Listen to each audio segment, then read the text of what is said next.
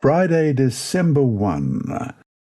Jesus' love is the same for the poor as it is for the rich and powerful people in the world. He died for the princes as well as for paupers. Jesus knew the most effective way of reaching their hearts. He warned us that it is easier for a camel to go through the eye of a needle than for someone who is rich to enter the kingdom of God in Mark 10:25. We are challenged this week to reach powerful and wealthy individuals with the gospel of Jesus Christ. They are as much in need of salvation as is anyone else, even if, unfortunately, they may not realize it because of the security that they believe their wealth offers. From Ministry of Healing, page 210, we read, "Much is said concerning our duty to the neglected poor. Should not some attention be given to the neglected rich? Many look upon this class as hopeless. Thousands of wealthy men have gone to their graves unwarned, but indifferent as they may appear, many among the rich are soul-burdened." End of quote. And that brings us to our 4 discussion questions for this week. 1. Jesus broke down caste and class barriers when ministering to the rich and the poor during his earthly ministry.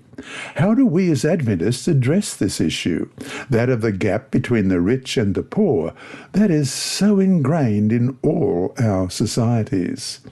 2. Jesus said the following in Matthew 13:22.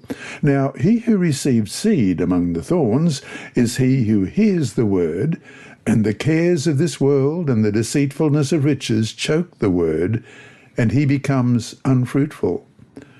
What do you think Jesus meant by the deceitfulness of riches? Why do we not necessarily have to be rich to be deceived by riches? 3. In class, go over the question asked at the end of Tuesday's study about the fact that knowing the truth is not the same thing as being saved by it. Why is this such a crucial distinction for us to make? If knowing the truth alone is not what saves us, what does save us? And 4. What other reasons can you think of for why the rich young ruler rejected Jesus while Zacchaeus accepted him? Mission Path to Spain, Part 3, by Andrew McChesney. Pastor Louis Paver miraculously received $1,000 to pay off a debt, leading him to believe that God's will was for him, his wife, and their 3 children to leave Venezuela, but they didn't have any savings. "Lord, how do I leave with no savings?" he prayed. At home, his wife said a pastor in the United States had called, wanting to speak with him. The pastor was looking for a volunteer missionary to work for a year in an area of Mexico without a Seventh-day Adventist presence. Louis went to Mexico, and his wife and children joined him 2 months later. Over the next 8 months, 35 people were baptized through Louis' efforts. 1 new member donated a building, and a new church was opened. But the authorities denied Louis a visa to stay in Mexico. He seemed to only have 2 options: move to the United States illegally or stay in Mexico illegally.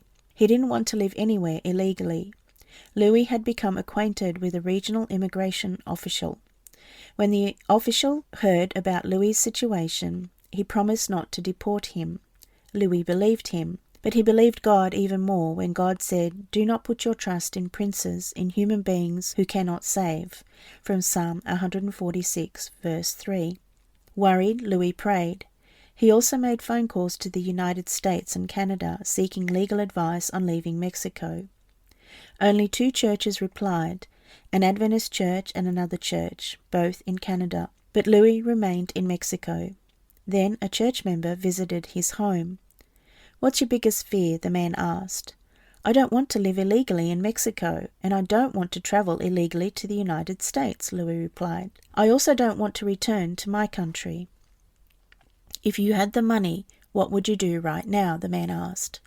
"I would buy a plane ticket to fly to Spain," Louis said. Louis had a same-age aunt who had immigrated to Spain 20 years earlier. If he moved, he would have a family member nearby. Also, he had visited Spain 3 years earlier and felt comfortable there.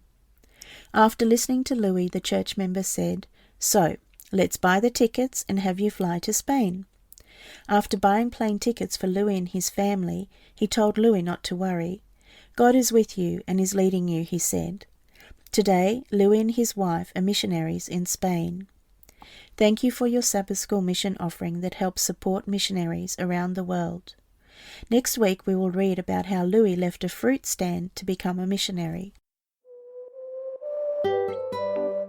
You have been listening to a reading of the Adult Sabbath School lessons by Dr. Percy Harrold and the inside story by his niece Sibylla. Apart from being provided free to those who are visually impaired, these audio lessons are available on the official General Conference Sabbath School and Personal Ministry app, on SoundCloud, Apple iTunes, and also on YouTube. Search for Percy Harrold Sabbath to find all of these. And remembering all the time that God is always faithful.